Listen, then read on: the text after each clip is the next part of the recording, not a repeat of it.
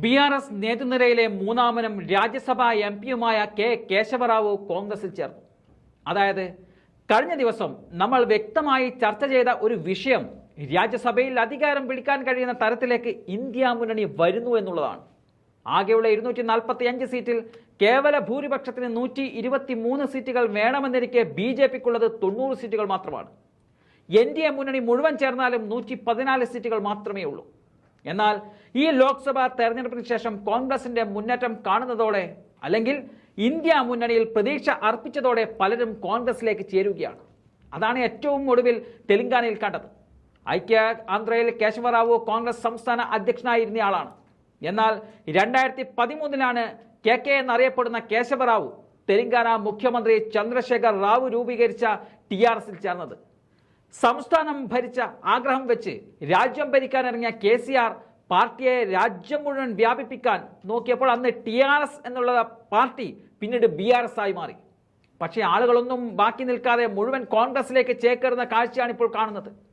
6 BRS MLAമാർ കോൺഗ്രസിലേക്ക് വന്നുകൊണ്ടിരിക്കുമ്പോഴാണ് തനിക്കും ആശ്രയം കോൺഗ്രസ് എന്ന് വിശ്വസിച്ച കേശവറാവുവും കോൺഗ്രസിലേക്ക് ചേരുന്നത്.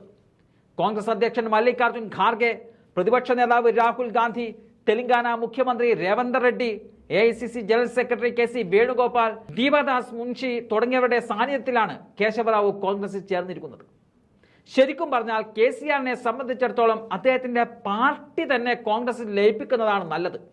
അത്രയ്ക്കും വേഗതയിലാണ് BRS ടീം MLAമാരും അതുപോലെ MPമാരും നേതാക്കളും കോൺഗ്രസിലേക്ക് ചേർന്നുകൊണ്ടിരിക്കുന്നത്. ഏതായാലും കഴിഞ്ഞ ദിവസങ്ങളിൽ ഒറീസയിൽ നിന്നും 9 MPമാർ ഇന്ത്യ മുന്നണിയിൽ എത്തിയതോടെ രാജ്യസഭയിൽ മുന്നണികളുടെ സീറ്റുകൾ 100 കഴിഞ്ഞു. ഇന്ത്യ മുന്നണിയുടെ സീറ്റുകൾ രാജ്യസഭയിൽ വർദ്ധിച്ച് 100 സീറ്റുകൾ കഴിഞ്ഞു നിൽക്കുമ്പോഴാണ് ഇനിയുള്ള സീറ്റുകൾ BJP മുന്നണിക്ക് ഉയരാൻ സാധ്യതയുമില്ല. പകരം 11 സീറ്റുകളുള്ള YSR കോൺഗ്രസ് പോലുള്ളവർ BJPയോടുള്ള എതിർപ്പിൽ കോൺഗ്രസ് മുന്നണിക്ക് വോട്ട് ചെയ്യാൻ തീരുമാനിച്ചാൽ ഒരു ബില്ലും പാർലമെന്റിൽ നിയമമാകില്ല എന്നതും ഉറപ്പാണ്. ലോക്സഭയിൽ തന്നെ തട്ടിക്കൂട്ടി മന്ത്രിസഭയുണ്ടാക്കി നിൽക്കുന്ന BJPക്ക് ഒരു ബില്ല് പാസാക്കി എടുക്കുക എന്നത് തന്നെ ദുഷ്കരമായിരിക്കെ അതിനിപ്പോൾ പാസാക്കിയാൽ തന്നെ അത് രാജ്യസഭയിൽ ഒരു കാരണവശാലും പാസാക്കില്ല എന്നത് ഉറപ്പിക്കുകയാണ് MPമാർ കോൺഗ്രസിൽ എത്തുന്നതോടെ വ്യക്തമാകുന്ന ചിത്രം. പാർലമെന്റിന്റെ 2 സഭകളും പാസാക്കിയാൽ മാത്രമേ ഏത് ബില്ലും നിയമമാകൂ എന്നിരിക്കെ ഈ സാഹചര്യം BJPയുടെ ഭരണം കേവല കാശക്ക് മാത്രമായി മാറുകയാണ്. മോദി ഭരണത്തിൽ ഒരു സ്തംഭനാവസ്ഥ പ്രകടമായി തുടങ്ങിയെന്നതാണ് യാഥാർത്ഥ്യം.